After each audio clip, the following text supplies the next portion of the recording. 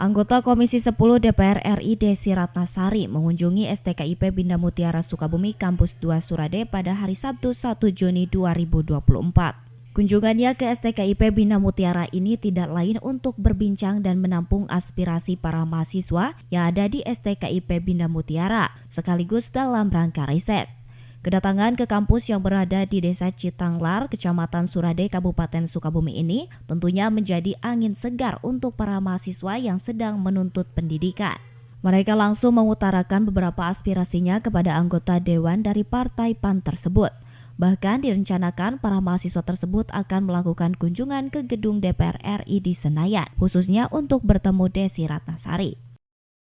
Tadi sih ada pembahasan ataupun yang disampaikan oleh beliau. Sebetulnya kalau secara khusus sih tidak, lebih ke beliau bertanya ataupun lebih ke bagaimana nih pengarahan gitu, lebih ke pengarahan cara mahasiswa untuk kedepannya lebih semangat lagi untuk pembelajaran, untuk perkuliahan, bahkan jangan hanya cukup di S1 saja.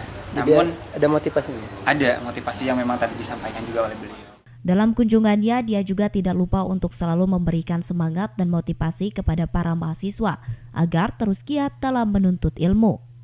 Tentu yang terpenting adalah bagaimana anak-anak ini bisa tetap optimis dengan segala keterbatasan infrastruktur, dengan segala keterbatasan finansial, keluarganya barangkali, tapi mereka tetap ingin menuntaskan sekolah hingga yang paling setinggi-tingginya, S1, S2, S3. Tentu banyak sekali akses pembiayaan beasiswa dari pemerintah ataupun dari pemerintah daerah, itu yang harus mereka manfaatkan peluangnya.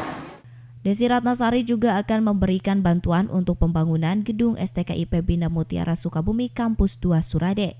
Dari Kecamatan Surade, Kabupaten Sukabumi, Indra Sopian melaporkan.